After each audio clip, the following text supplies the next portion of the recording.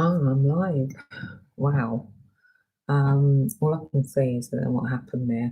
I've been on since 11 this morning, and it's now 11:51. I've just done the Bible study, and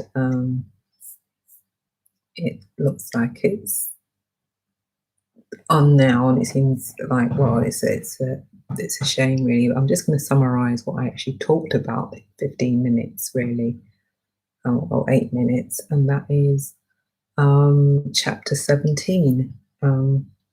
And chapter 17 was based on a prayer said by Jesus, and I was just talking about it being a good reference prayer for all of us to follow as an example.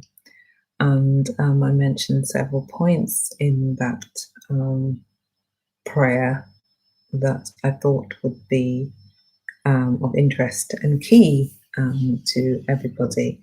And the key points were that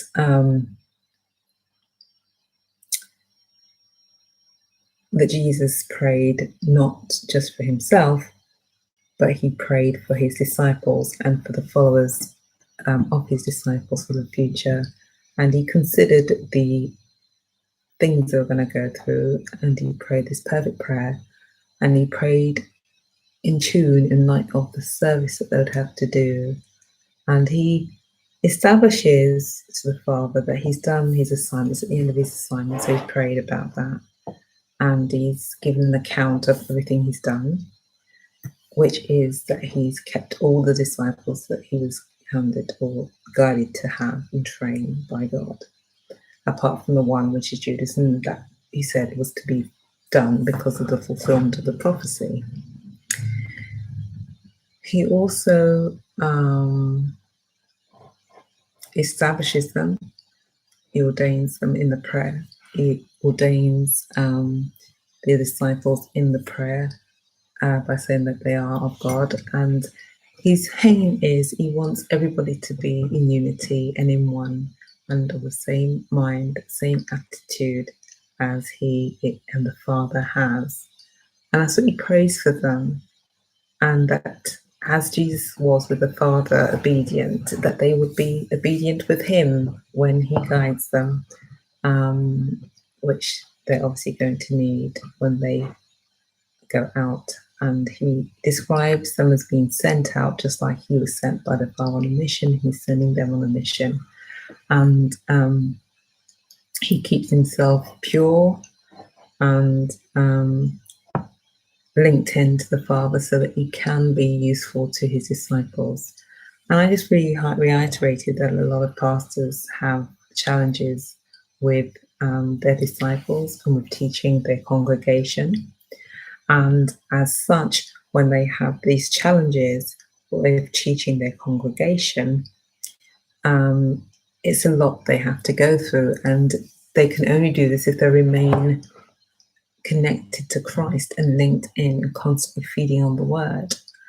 And this takes a lot of effort on their part, and to not be fleshly. If you think of it, they're more human than Jesus was. Jesus was clearly more spiritual, as well as he was in the physical, in the natural. And we see in this prayer that he specifically asks the Father that he be restored to the state he was from the beginning of the world. And what he needs is the spiritual state. So he literally sheds this fleshly body that he's been given, and he's restored back to how he was before. And he needs this, you can see, because of what he's going to have to face next. And obviously that's his death and horrible crucifixion. And then he's going to be obviously resurrected. So he knows he needs this final thing, this prayer, to really strengthen him to go through what it is he's actually going to go through. And this prayer is really to be used by all believers and people in leadership in particular who are leading the sheep, so to speak, as an example to follow, to be centered, to be connected, to be updated on your information, on relevant information, on information that's going to help your sheep to grow. so you may provide the best medium and environment for them to grow in. And that involves being connected to the Father, being connected to Jesus through prayer, being in the Word, and realizing you have an immense responsibility and you have a mission and a purpose, and you have to instill the same discipline into your disciples and the people that you're putting responsible or under your supervision.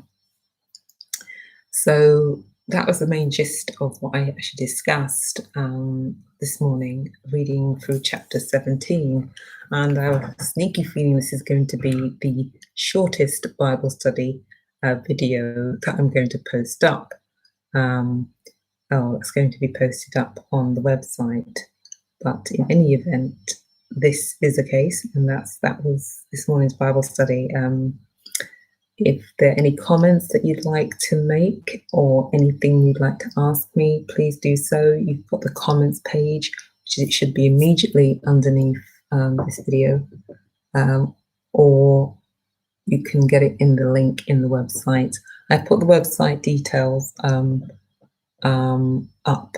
I will be putting up at the end of this video, and I've also put a link in if you'd like to make any donations.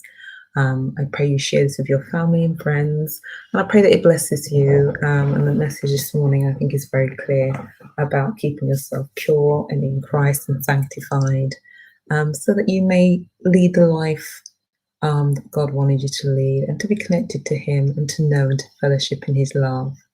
We're going through trials and tribulations, yes. We're going through persecution, but we have Jesus, and we have that connection to the Father that helps us through it.